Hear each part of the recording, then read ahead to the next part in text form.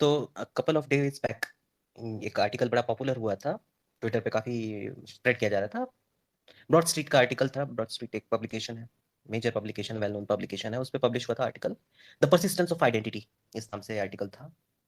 और वो काफी लोगों ने उसको शेयर किया था, पर्टिकुलरली लेफ्ट लीनिंग फोक्स ने काफी अच्छा शेयर किया था उसको। तो इसीलिए मैं उसको थोड़ा सा फोकस करना चाहता था। I wanted to look at it. तो मैंने उसको देखा।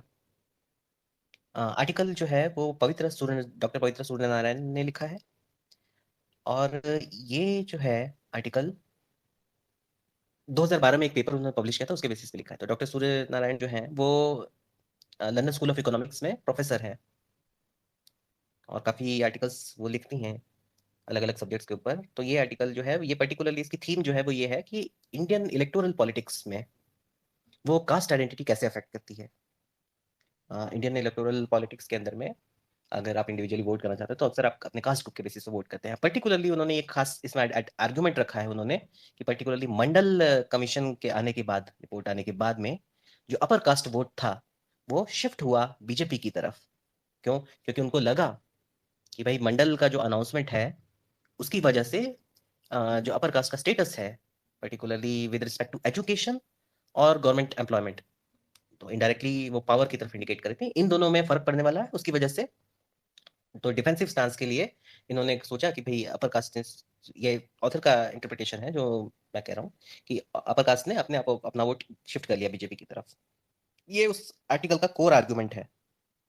उसके लिए उन्होंने मेथोडोलॉजी जो यूज की है वो ये है कि उन्होंने यूएस का जो केस एग्जांपल उठाया है। यूएस का ये आर्टिकल नहीं, जो मेन पेपर है उसका रेफरेंस लेके बोल रहा हूँ। 2012 का जो पेपर जो मैंने लिंक किया उसका रेफरेंस लेके बोल रहा हूँ कि यूएस से उन्होंने देखा कि भाई सिस्टमिक जो रेसिज्म है वो किस तरह से एग्जिबिट होता है, उसके लिए डेटा कौन सा लेना है आज उसको शो करना है। तो वो उन्होंने वो मेथोडोलॉजी ली और उसको उन्होंने यहाँ पे सुपर इम्पोज कर दिया है। मोटा मोटा ये चीज है।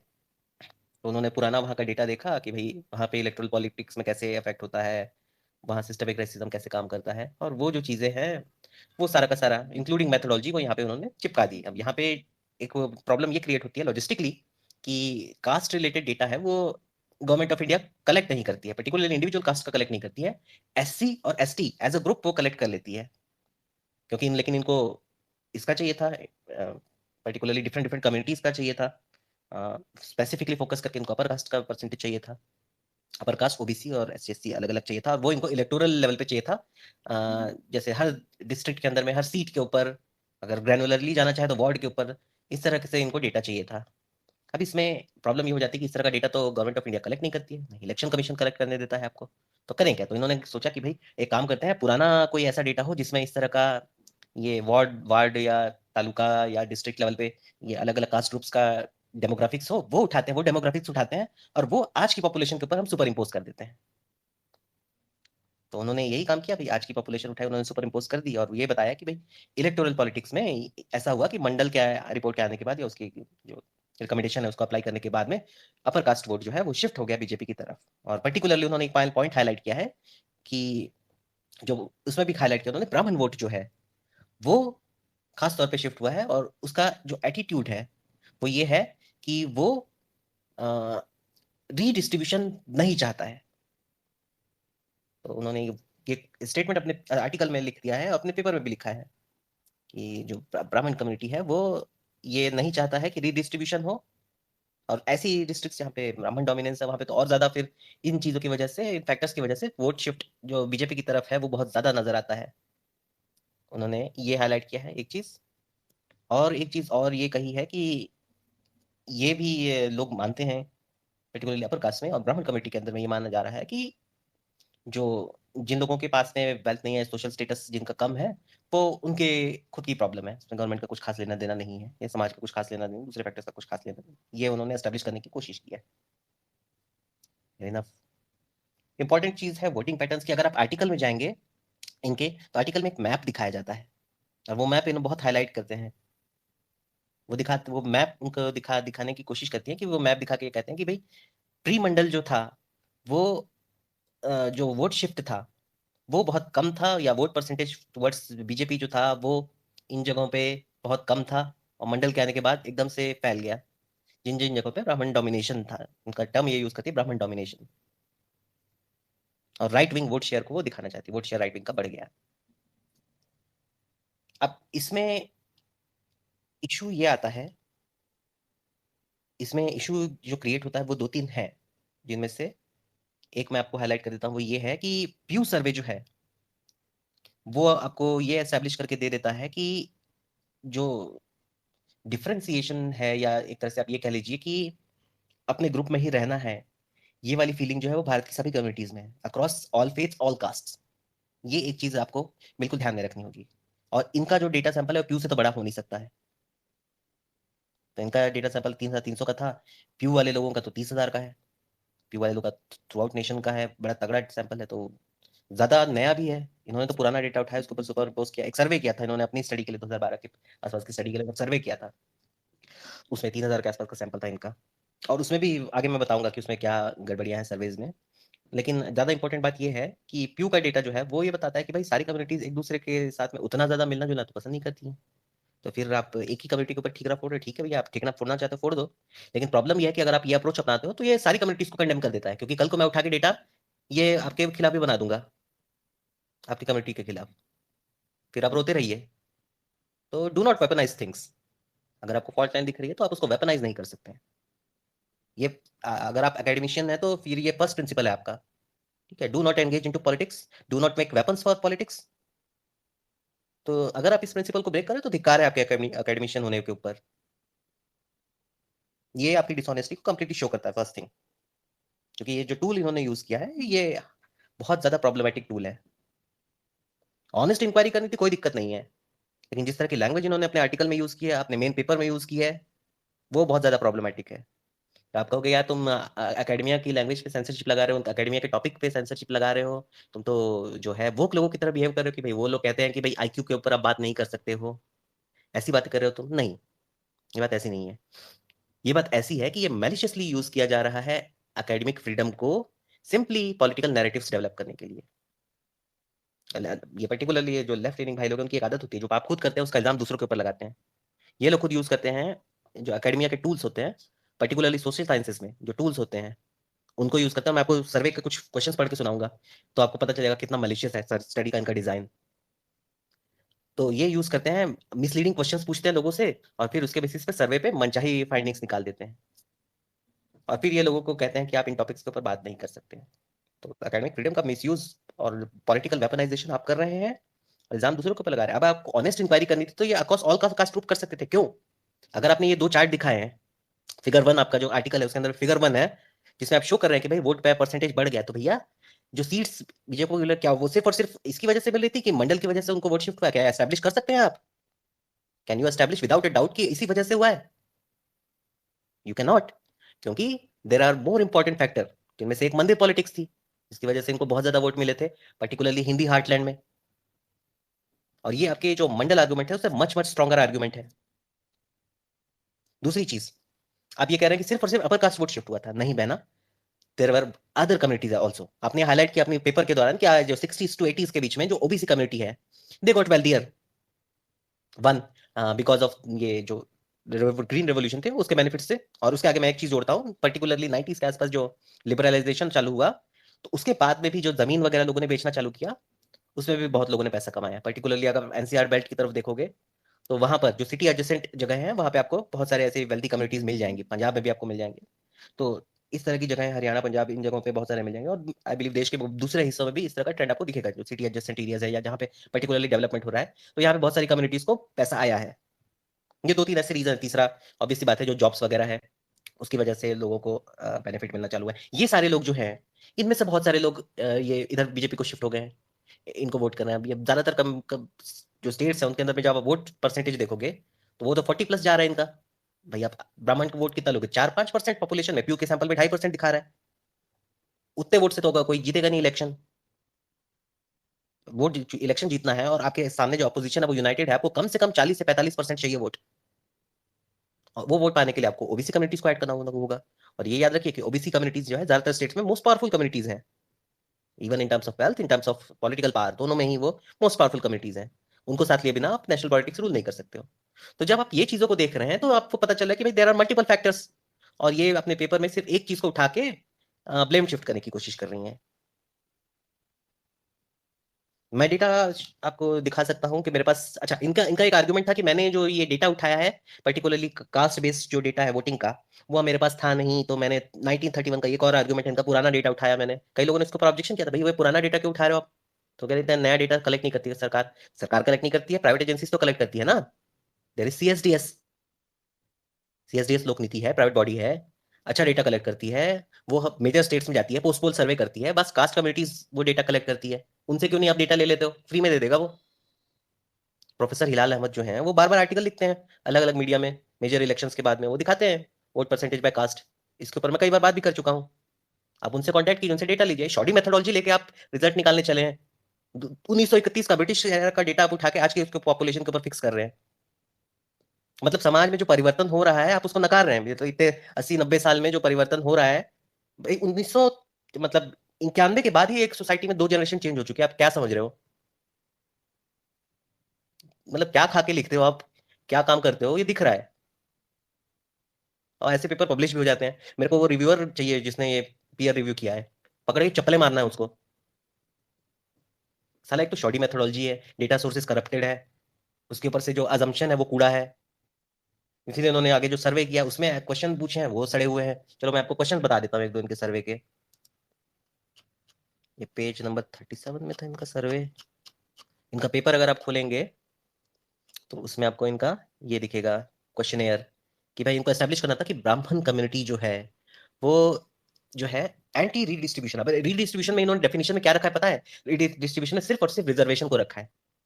अब आप मेरे को बताइए कि किसी भी इकोनॉमिस्ट को पकड़िए, आप उनसे पूछिए कि रीडिस्ट्रीब्यूशन का मतलब क्या होता है, तो उसमें वो मेजर्स में इंक्लूड करेगा वेलफेयर। सबसे मेजर जो फैक्टर है इनकम रीडिस्ट्रीब्यूशन में, जो पर्टिकुलरली एमर्जिंग इकोनॉमीज में काम करता है, आप वर्ल्ड बैंक वाले लोग को पूछ लीजिए, आईएमएफ को पूछ लीजिए, वेलफेयर है। टारगेटेड वेलफेयर जो है वो बहुत पावरफुल मेजर है इकोनॉमिक रीडिस्ट्रीब्यूशन का। टारगेटेड वेलफेयर प्लस उसके साथ आउटकम आप अटैच कीजिए। ये भारत सरकार कर रही है, 2000 से, अर्ली 2000 से वो स्टार्ट कर चुकी है। एक्चुअली उसकी शुरुआत 1990 से हो गई थी, पीवी नरसिम्हा राव ने शुरू कर दिया था, जो मिड डे मील स्कीम थी। इस तरह की टारगेटेड स्कीम्स जो जब भारत सरकार के पास पैसा आया तब इन्होंने स्टार्ट किया था ये सब चीजें करना। और ये दीदी ने कुछ पढ़ा वढ़ा तो होगा नहीं इस चीज के बारे में, अदरवाइज ये चीज को नोटिस करती है और लिखती है उसके बारे में। क्योंकि वेलफेयर को पूरी तरह से इन्होंने गायब कर दिया है। अब ये आपको दिखाता है कि ये जो पेपर इन्होंने लिखा है उसका पॉलिटिकल मोटिव आपको सीधा सीधा दिखता है। If you do not include welfare with in redistribution तो फिर आप डिसऑनेस्ट हैं। आपको सिर्फ एक मेजर दिखाई देता है इक्वालिटी लाने का, या जो सोशल स्टेटस है डिप्रेस कमिटीज है उनको इंप्रूव करने का, और रिजर्वेशन आपको दिखाई दे रहा है। Not, it is not. Infrastructure improvement हो सको करना, टारगेटेड बेनिफिट्स पहुंचाना, there are multiple methods through which achieve this objective. और भारत सरकार ने 2000 के बाद ये अक्रॉस, मतलब पार्टी लाइंस आप किसी को भी कह लीजिए, ज्यादातर स्टेट्स में भी, आप तमिलनाडु को उठा लीजिए, वहां पे तो बहुत अच्छे से काम हुआ है। केरला का एग्जांपल आप उठा लीजिए, वहां पे तो शुरू से ही चलता आया है। कोई भी स्टेट गवर्नमेंट को उठा लीजिए, सेंट्रल गवर्नमेंट को उठा लीजिए, ये जो पर्टिकुलर अप्रोच है वेलफेयर का, बहुत स्ट्रॉन्ग अप्रोच रहा है। Once the government started getting money, particularly early 2000s में जब अच्छी ग्रोथ आ रही थी, पैसा आ रहा था, तब they started putting money into welfare. और वो ज्यादा स्ट्रॉन्ग मेजर कंपेयर टू ये आपका रिजर्वेशन जो है उसके, वो ज्यादा लोगों को फायदा पहुंचाता है, ज्यादा ग्रेनुलर फायदा पहुंचाता है, ग्राउंड पे उसका ज्यादा इंपैक्ट आपको दिखाई देगा। तो सिर्फ ये कहना कि भाई जो है रीडिस्ट्रीब्यूशन वो है सिर्फ और सिर्फ रिजर्वेशन है, और जो रिजर्वेशन के खिलाफ है वो बेसिकली दूसरी कमिटी से नफरत करता है, इनका ये आर्गुमेंट है। पेपर पढ़ेंगे लैंग्वेज यही है। Late me read this language, वो पढ़ लेते हैं थोड़ा सा। द इन ये पेज नंबर 9 में एक मैं पैराग्राफ हाईलाइट किया, उसमें से एक दो लाइन पढ़ रहा हूं। In the Indian case upper caste voters were more sympathetic to the statist and redistributive focus of the Congress party between 1947 and 1980 was when those policies did not disturb Brahman hegemony in education and state, when those policies began to target those state quote unquote status goods. However, the anti redistribution coalition was able to shape in the support of the BJP. तो anti distribution इन्होंने establish कर दिया है आपको। अगर आप basically इनका इनके हिसाब से जो कम्युनिटी ऑपरेशन है उनमें नहीं है तो आप एंटी डिस्ट्रीब्यूशन है। ये कैसे, मतलब आपने एस्टेब्लिश करी, ये लीप ऑफ लॉजिक आपने कैसे ली है? इंडिया में आप किसी से भी पूछ लीजिए, वो डजंट लाइक वेलफेयर। किसको मतलब? दो तरह का, एक तो फ्री में मिलने वाली चीज है, सॉप्स है, और दूसरी टारगेटेड वेलफेयर है। तो पर्टिकुलरली दोनों ही लोग पसंद करते हैं। टारगेटेड वेलफेयर से भी लोगों को प्रॉब्लम नहीं है, और सॉप्स से भी प्रॉब्लम नहीं है। उत्तर प्रदेश इलेक्शन का एग्जाम्पल ले लीजिए। उत्तर प्रदेश के रिसेंट इलेक्शन में लास्ट ईयर का लाभार्थी स्कीम थी, उसमें मुस्लिम कम्युनिटीज को जबरदस्त फायदा हुआ था। और वो प्रोफेसर हिलाल अहमद ने अपने जो आर्टिकल लिखा है जिसमें उन्होंने कास्ट बेस्ड वोटिंग और कम्युनिटी बेस्ड वोटिंग को शेयर हाईलाइट किया, उन्होंने मेजर फैक्टर हाईलाइट किया लाभार्थी स्कीम को। तो टारगेट बेनिफिट ये होता है इसका इम्पैक्ट इलेक्टोरल पॉलिटिक्स में। बियॉन्ड इलेक्टोरल पॉलिटिक्स अगर डेवलपमेंटल इकोनॉमिक्स का पढ़िए तो उसमें ये clearly as a major establish हुआ है। आप अरविंद पनागरिया की स्टडीज उठा के देख लीजिए, वाई ग्रोथ मैटर्स किताब उठा के देख लीजिए, पूरी इसी चीज के ऊपर लिखी हुई है। तो अगर आप इस तरह की स्टडीज बनाएंगे तो फिर प्रॉब्लम है भाई। फिर वो पॉलिटिकल में उसके नैरेटिव के अलावा मुझे और कुछ नहीं दिखता, मैलिशियस पॉलिटिकल नैरेटिव के अलावा। तो भाई आपका जो ये लंदन स्कूल ऑफ इकोनॉमिक्स है उसको आप भर लीजिए, where the sun doesn't shine. I don't give a shit, क्योंकि आपके फाउंडेशंस खराब है।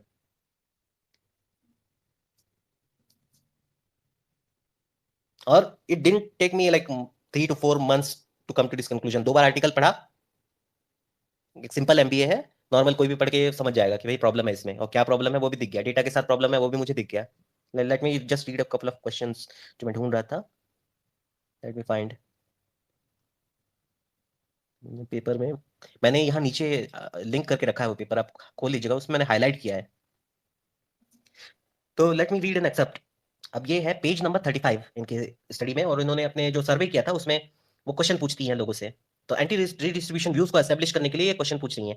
Next, I explore the extent to which caste and historical status inequality is associated with how voters view distribution redistribution. I focus on 2 questions in the questionnaire.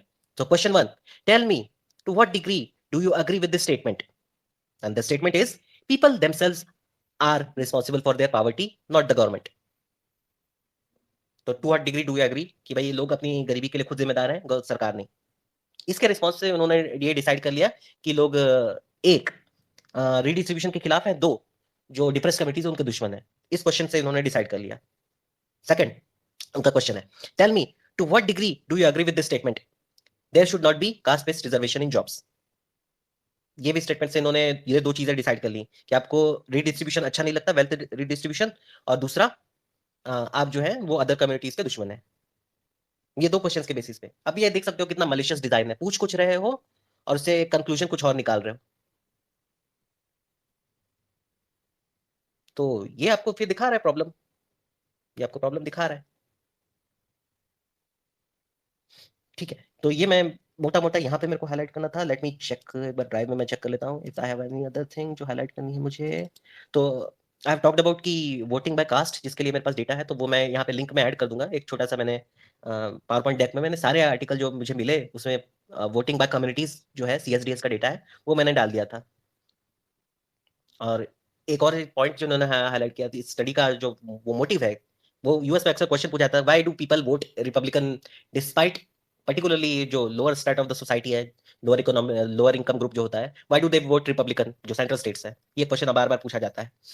Why do not they vote Democratic, क्योंकि Democratic लोग welfare में थोड़ा believe करते हैं, और अगर आप lower economic group से हैं तो आपको वेलफेयर से फायदा होगा, तो why do you not vote democratic. तो उसकी वजह इन्होंने जो बताई है वो ये है कि ये जो कम्युनिटीज जो होती हैं ये बेसिकली रेसिस्ट कास्टिस्ट होती हैं और इनकी दुश्मनी है, इस वजह से ये रिपब्लिकन वोट करती है। इनका आर्गुमेंट ये है। मैं इसको काउंटर करूंगा डॉक्टर जोनाथन हाइट से। डॉक्टर जोनाथन हाइट जब वो पीक डेमोक्रेट थे अर्ली 2000 में, उन्होंने आर्टिकल लिखा था एज मैगजीन में, what makes people vote Republican, और इसके बारे में उन्होंने अपनी किताब में भी बात की है।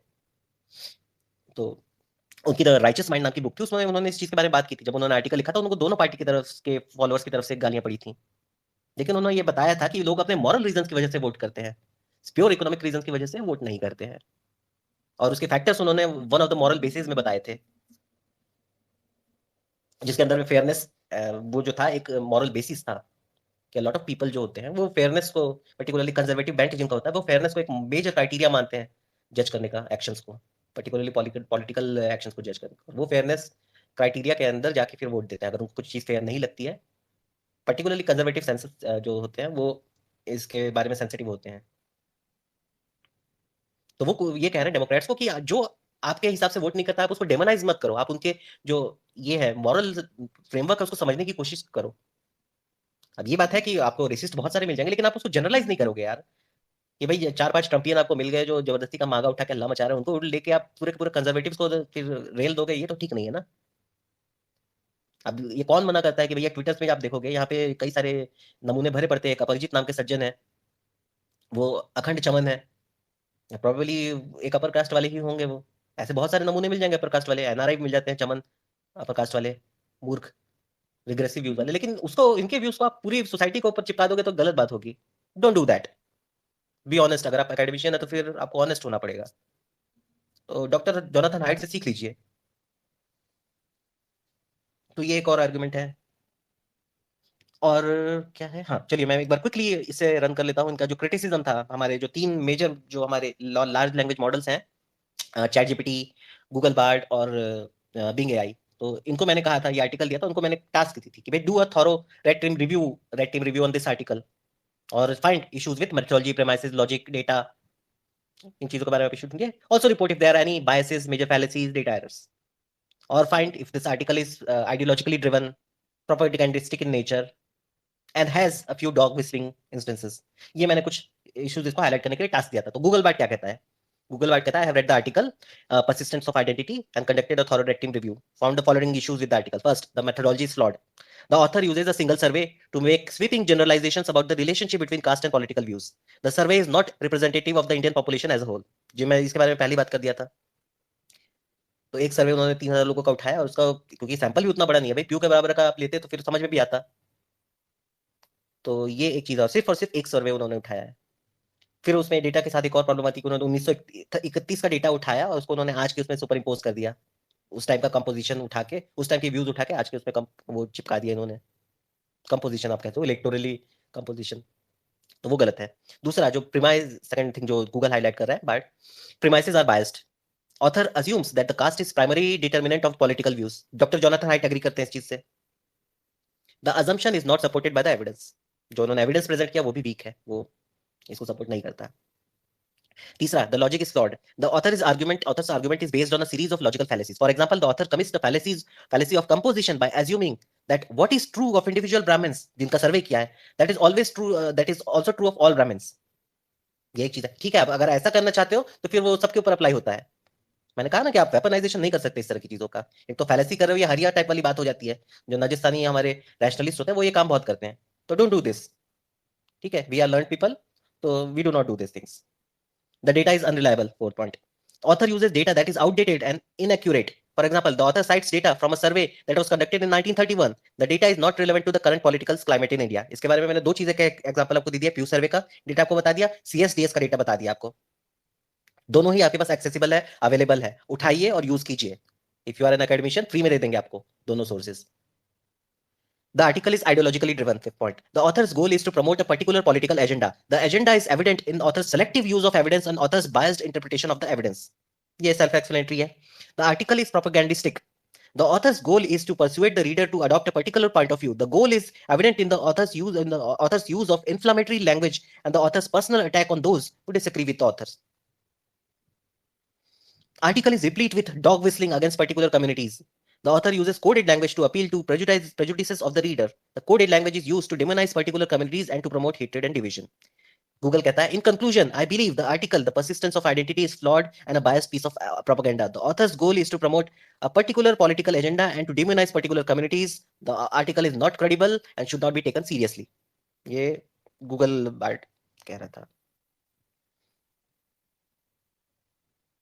उसको मैंने और भी दिए टास्क, एक और राउंड उसको मैंने दिया, तो उसने एक एक इंस्टेंस को हाईलाइट किया था। तो I will share this document with you, जिसमें आप ये सब देख सकते हैं। एक्चुअली ये जो ट्वीट्स मैंने किए हैं उसमें ये डॉक्यूमेंट ऑलरेडी लिस्टेड है। बिंग का थोड़ा सा पढ़ लेता हूँ। तो बिंग को मैंने सेम टास्क दिया था, उसने क्या कहा? The article has some issues with methodology, premises, logic, data and biases. Here are some of them.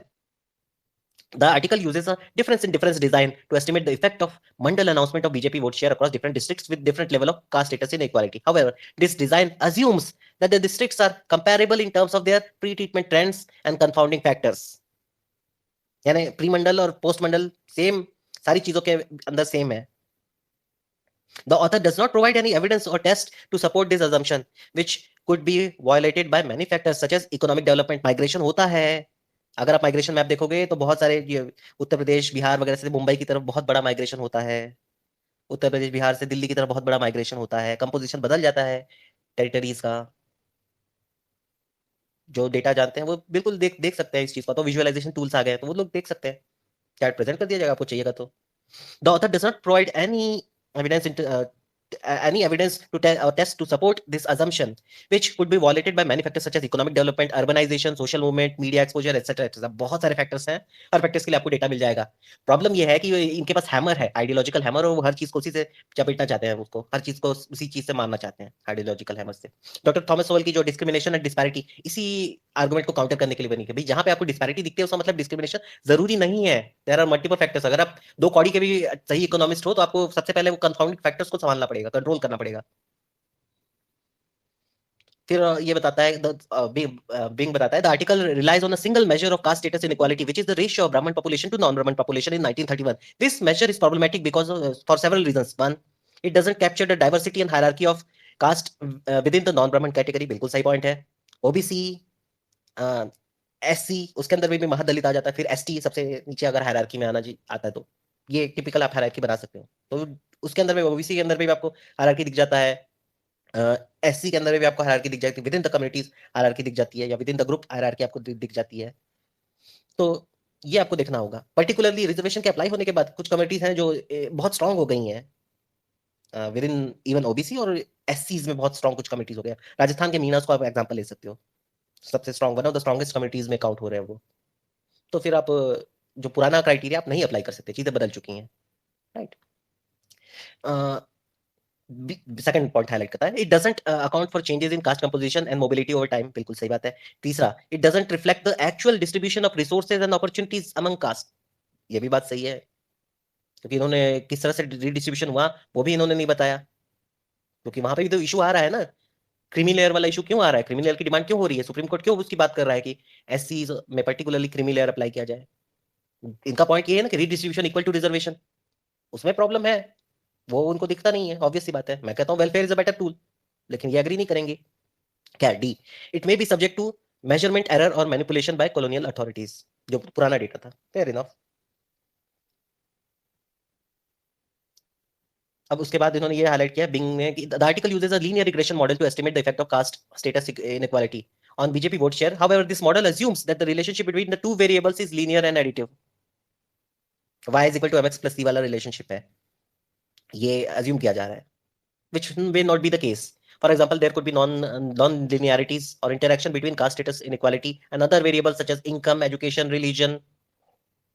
और भी कुछ चीजें ऐड कर सकते हैं.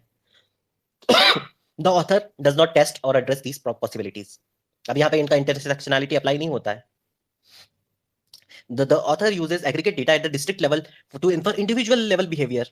तो पहले ये था कि इन्होंने जनरलाइजेशन किया था इंडिविजुअल से एग्रीगेट की तरफ, लेकिन ये हाईलाइट कर रहा है एक प्रॉब्लम कि इंडिविजुअल लेवल बिहेवियर को डिस्ट्रिक्ट लेवल पे एग्रीगेट डेटा उठा के वो आज के डेट में इंडिविजुअल लेवल बिहेवियर के ऊपर क्वेश्चन कर रहे हैं. दोनों ही चीजें सेंस नहीं बनाती है. दिस में लाइक टू इकोलॉजिकल फॉलोसी, उधर फॉलोसी ऑफ कंपोजिशन थी, इधर इकोलॉजिकल फॉलोसी, दोनों एंड पे फॉलोसी है, which is when one draws conclusion about individual based on group level data. अगर आप ये करना चाहते हो तो पता है डिस्क्रिमिनेशन डिस्पैरिटी वाले थॉमस सोवेल आपके पीछे आएंगे फिर, क्योंकि उसमें यही उनका आर्गुमेंट वही था उसके अंदर कि आप ग्रुप लेवल डिस्क्रिमिनेशन करते हो तो फिर रेसिस्ट कहलाते हो. ये तो यूएस के लेफ्ट का आर्गुमेंट है, और ये दीदी यही कर रही हैं. तो मेरा रिक्वेस्ट है कि don't do these things. For example, the author claims that the upper caste voters shifted their support to BJP because of a status threat, but this may not reflect on the actual motivations or choices of individual voters within each district.